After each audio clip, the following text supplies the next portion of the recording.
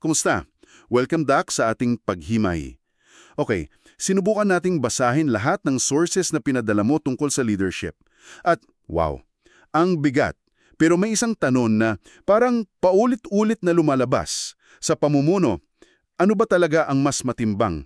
Yung, alam mo na, pure talent and skills? O yung mas mahirap sukatin, yung character at integrity? At based sa mga binigay mong babasahin, parang malinaw na malinaw ang sagot nila. Ang tunay na impluwensya, yung totokong nakakapagbago, hindi raw galing sa galing mo. Hindi sa galing. Hindi.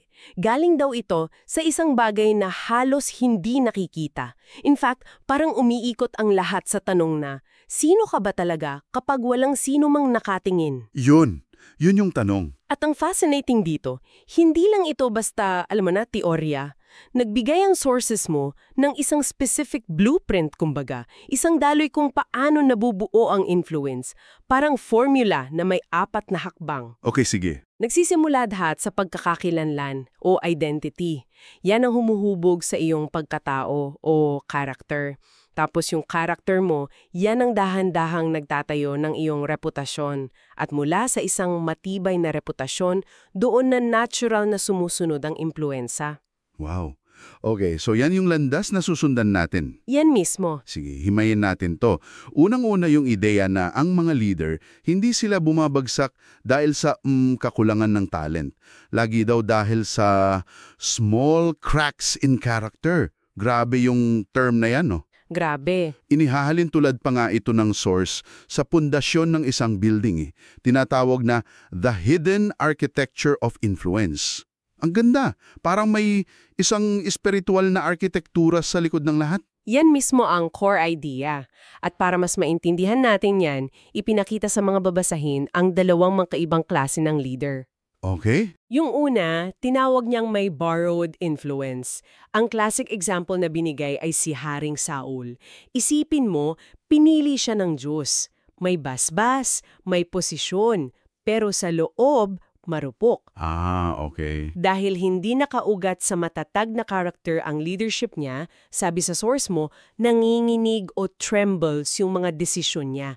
Hindi dahil mahirap yung choices. Kundi dahil mahina yung tao. Kundi dahil yung taong gumagawa ng desisyon, walang sapat na panloob na tibay. Grabe yung description na nanginginig ang desisyon.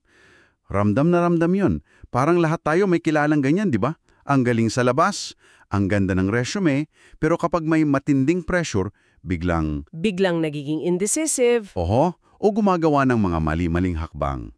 So ano naman yung kabaliktaran niya? Ang kabaligtaran ay yung may unforced authority. Ang mga halimbawang binigay ay sina Nehemias at Deborah.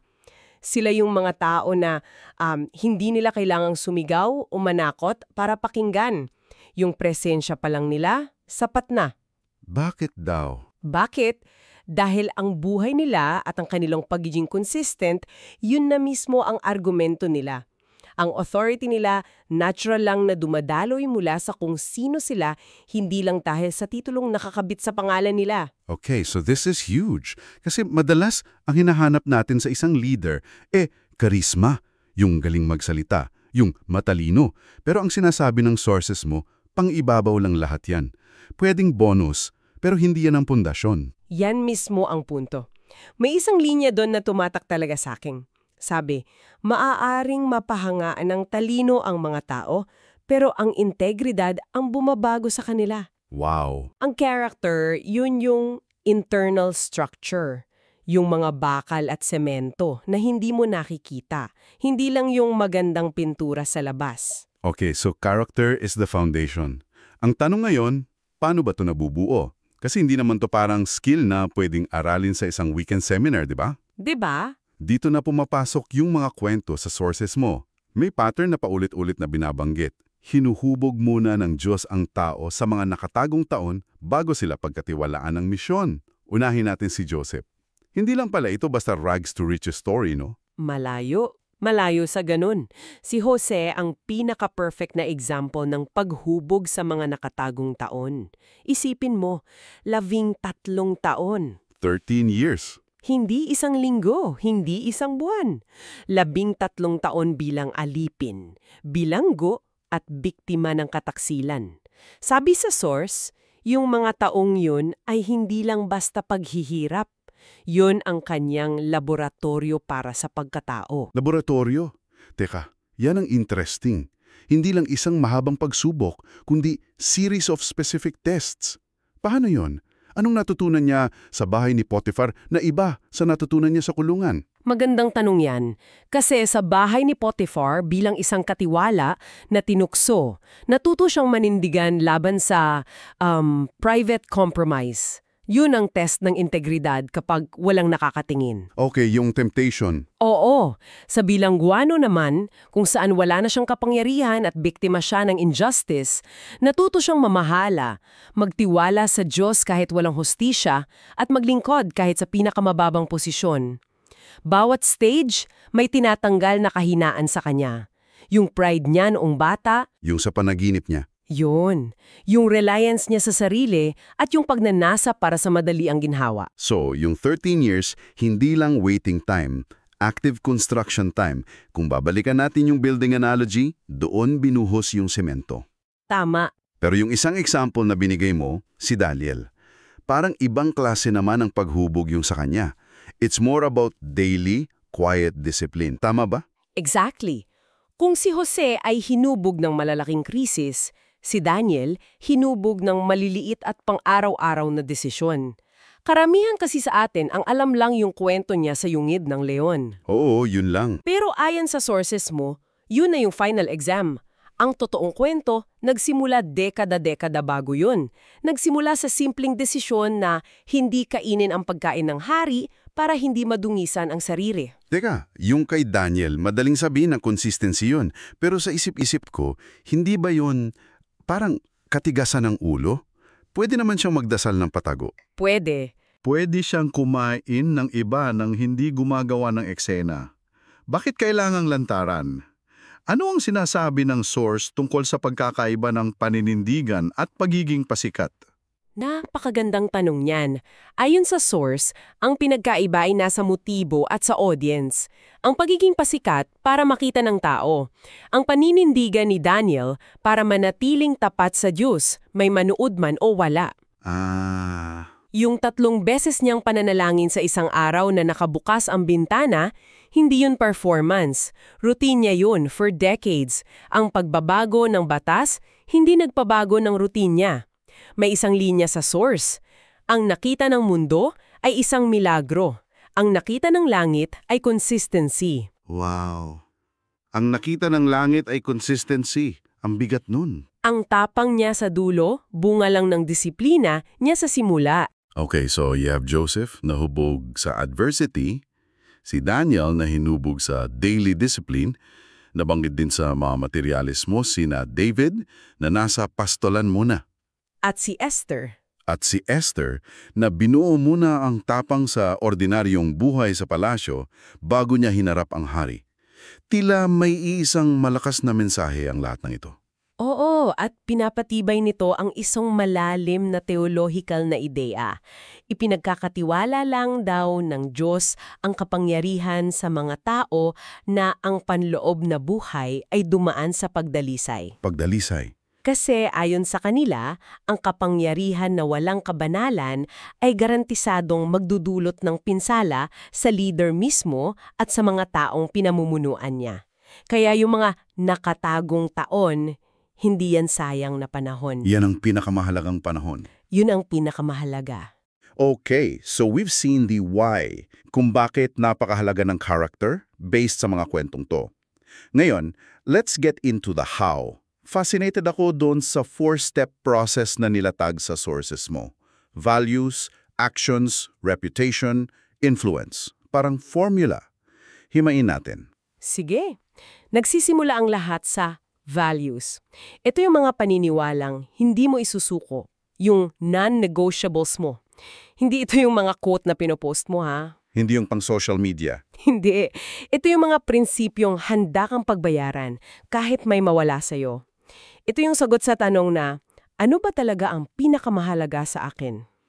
Pero hindi sapat na may values ka lang. na nakasulat sa papel, di ba? Dito pumapasok yung pangalawang step. Oo, ang actions. Dito nagiging totoo ang lahat. Ang values, teorya lang yan hanggat hindi nasasabuhay sa pang-araw-araw na kilos at binibigyang diin sa source. Ang pinakamahalagang mga kilos ay yung ginagawa mo kapag walang nakakakita. Yun na naman. Yung pagtrato mo sa waiter, yung pagsunod mo sa traffic rules, yung pagiging tapat mo sa maliit na bagay, doon nasusubok kung ang values mo ay conviction o preference lang. At dahil sa paulit-ulit na actions na consistent, dahan-dahang nabubuo yung pangatlong step, reputation. Sobrang gusto ko yung pagkakasabi sa source. Ano yun? Ang reputasyon daw ay ang nakikitang refleksyon ng isang hindi nakikitang katotohanan. Hindi siya nililikha, hindi siya pinepeke, hindi siya branding. Ang laki ng difference nun sa corporate world ngayon na lahat focus sa personal branding. Napakalaki. Kasi ang branding, ikaw ang may control. Minamanipula mo yung perception. Ang reputasyon, wala kang direktang kontrol. Resulta lang yan ng mga nauna mong ginawa. So character is who you are, reputation is who people think you are. Pitin sila hanggang sa maging isa na lang. At kapag matibay na yung reputation na yan, na binuo ng consistent actions, na nakabase sa malinaw na values, dun palang papasok yung huling step. Influence. Doon pa lang. At natural na itong sumusunod. Ito ang prutas ng pagkahubog. Kumbaga, hindi ito ang goal. Ito ang resulta. Hindi siya ang hinahabol. Hindi. Sabi sa source, ipinagkakatiwala ng Diyos ang influensya sa mga taong mapagkakatiwalaan niya. Kaya ang tanong ng isang leader ay hindi dapat, paano ako magkakaroon ng influence, kundi paano ako magiging isang taong karapat-dapat pagkatiwalaan ng influence. Wow. Okay. So that's the ideal path. Ang ganda pakinggan. Pero, binigyan din tayo ng babala sa sources, no? Tungkol sa kung anong nangyayari kapag binaliwala yung prosesong yan. Itong kwento ng modern executive na tinawag nilang Samuel, medyo nakakakilabot. Dahil napaka-relatable niya, di ba? Ang kwento ni Samuel ay isang cautionary tale. Siya yung tipo ng leader na hinahangaan ng lahat. Magaling, strategic, mabilis umangat sa kumpanya. Bilib sa kanya ang mga boss niya. Pero sa likod ng lahat ng yan, Sa mga bagay na hindi nakikita. gumagawa siya ng maliliit na kompromiso. At yan yung nakakatakot. What gets me about his story is kung gaano kaliit nagsimula yung mga kompromiso. Isang report na medyo dinuktor para mas maganda yung resulta, isang pangako sa kliyente na alam niyang baka hindi matupad. Pagkuha ng credit para sa gawa ng iba? Oo, mga bagay na parang harmless at first. Exactly. Yan yung tinatawag sa source na hidden cracks. Sa una, maliliit lang talaga na lamat. Pero habang tumataas ang posisyon, tumataas din ang pressure, tumataas ang bigat. At sa ilalim ng bigat na yon, yung maliliit na lamat unti-unting lumalaki. Hanggang sa bumigay. Hanggang sa isang araw, pumigay. Isang malaking deal ang pumalpak dahil sa mga nauna niyang kasinungalingan at gumuho ang lahat. Hindi siya nawala ng posisyon dahil sa kakulangan ng galing Nawala ito dahil hindi kinaya ng kanyang pagkatao ang bigat ng kanyang pamumuno. Grabe, yung skyscraper na tinayo niya masyadong mataas para sa pundasyon na gawa sa buhangin. Yun mismo. Dito na papasok yung linyang tumatak din sa akin mula sa source. Inilalantad ng pressure ang hindi kayang ayusin ng training. Pwede mong sanayin ng isang tao sa lahat ng skills sa mundo, pero ang character, sa ilalim ng matinding pressure, doon talaga lumalabas ang totoo. Tumpak. Ang training para sa skills. Ang pressure para sa character. At ayon sa source, predictable ang pagbagsak. Hindi ito isang biglaang event. Hindi biglaan. Nagsisimula ito ng tahimik sa mga katwirang binubulong natin sa sarili natin. Isang beses lang naman, walang makakaalam o yung resulta naman ang mahalaga, hindi yung proseso. The seduction of shortcuts. Yun, yan ang tawag nila. At ito raw ang dahilan kung bakit napakahalaga ng accountability. Mga taong may pahintulot na tanungin ka tungkol sa mga bagay na hindi nakikita ng lahat. Yung mga hidden cracks mo. So after all that, ano ang ibig sabihin ng lahat ng ito para sa'yo? Pagtatapos nating himayin itong mga materyales, ang linaw ng mensahe. Ang leadership, hindi performance. Isa siyang salamin ng iyong panloob na buhay. Oo. Ang pinaka-core idea ay ang influence, bunga lang siya ng integridad. At nabubuo yan sa isang malinaw na proseso.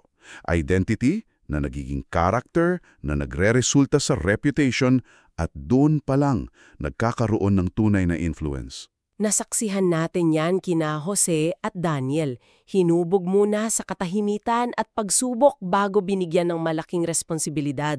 At nakita rin natin yung babala sa kwento ni Samuel na naunahan ng talento ang kanyang pagkatao. Naunahan? Kaya ang hamon sa iyo ng mga babasahing ito, simple lang pero mahirap. Siya sa atin mo ang sarili mong hidden architecture. Ano yung mga lamat, gaano mang kaliit na kailangan mong ayusin ngayon bago pa ito lumaki at maging sanhi ng pagguho. Sa huli, ang pinakamahalagang aral na iniiwan sa atin ng mga source mo ay ito. Ang kung sino ka ay palaging mas mahalaga kesa sa kung ano ang ginagawa mo.